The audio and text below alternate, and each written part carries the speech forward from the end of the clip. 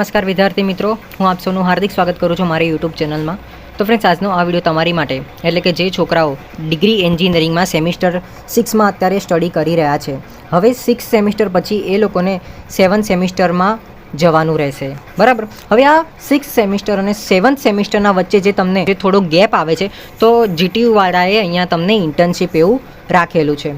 તો મિત્રો, સૌથી પહેલાં હું તમને વાત કરું તો આ વિડીયો મેં ક્રિએટ કરેલો હતો, જેમાં જીટીયુના તરફથી જે પહેલી જૂની ડેટ આપેલી હતી, બરાબર, પછી એ રિવાઇઝ થઈને નવી ડેટ તમને આપેલી છે.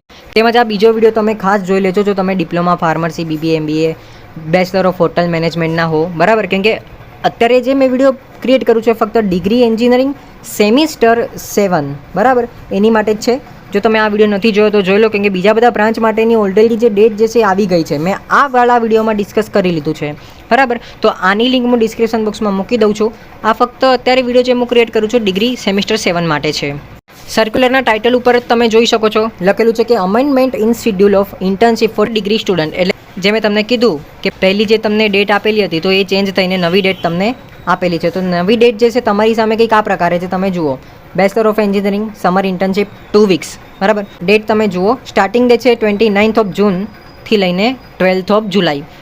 બેઝિકલી છોકરાઓના મનમાં એક ડાઉટ હોય છે કે આ તરત ઇન્ટર્નશીપ ના મળી હોય, કાં તો પછી થોડું કામ આગું પાછું થયું હોય. હવે અહીંયા 29 જૂન મેન્શન કરેલું છે, બરાબર. તો આના બદલામાં 13th ઓફ જૂન થઈ જાય, કાં તો પછી 1 જુલાઈ થઈ જાય, તો કંઈ પ્રોબ્લેમ. તો મિત્રો, તમારે એવું બધું ટેન્શન લેવાની કંઈ જરૂર નહીં, થોડું આગું પાછું જશે ને ચાલે, બરાબર.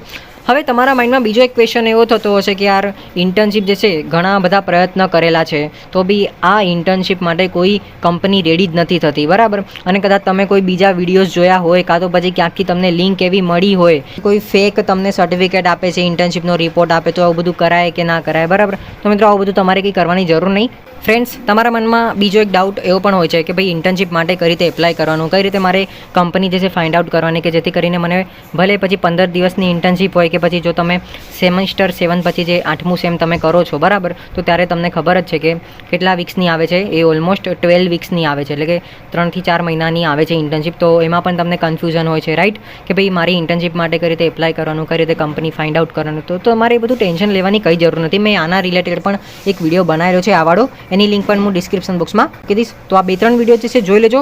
અને મિત્રો, જેમ મેં તમને કીધું કે મારી પાસે એક આઈડિયા છે, જો આ બધું ઇન્ટર્નશીપ ના કરવી હોય તો કંઈ બીજો સોલ્યુશન, કોઈ બીજું બ્રહ્માસ્ત્ર, તો મિત્રો મારી જોડે બ્રહ્માસ્ત્ર છે, બરાબર. જો તમે ખરેખર એ વિડીયો માંગતા હો તો તમે કોમેન્ટમાં લખો કે ભાઈ yes, I want this video, કે ભાઈ તમે આ વિડીયો બનાવો, લખો.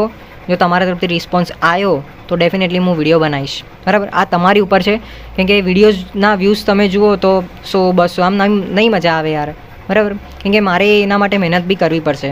અને અવોઇડ કરો મિત્રો જે તમને આવું બધા ફોન કરે છે, કાં તો પછી કોઈ એવો તુક્કો કોઈ લગાડે છે કે ભાઈ હું તને 5000 રૂપિયા આપું, હું તને રિપોર્ટ બી બનાવી આપીશ, આમ તેમ, એવું બધું કંઈ ના કરો. બહુ બધા છોકરાઓ એવું બધું કરે છે, પણ ઇન્ટર્નશીપમાં પછી એ લોકોને ફેલ પણ કરી દેવામાં આવે છે. એવા બધાથી તમે દૂર રહેજો. એવું બધું કરવાની કંઈ જરૂર નથી. મારી પાસે એક મસ્ત બ્રહ્માસ્ત્ર છે. તમારે શું કરવાનું છે, ફક્ત મને કોમેન્ટ કરવાની છે કે આઈ વોન્ટ ધીસ વિડીયો, તમે આ વિડીયો બનાવો, અમારે આ વિડીયોની જરૂર છે, તો હું ડેફિનેટલી એના રિલેટેડ વિડીયો બનાવીશ. આ જુન્યુન રહેશે મિત્રો, ઓકે. તો એની બધા તમારે ટેન્શન લેવાની કંઈ જરૂર નથી. Thank you so much for watching my video.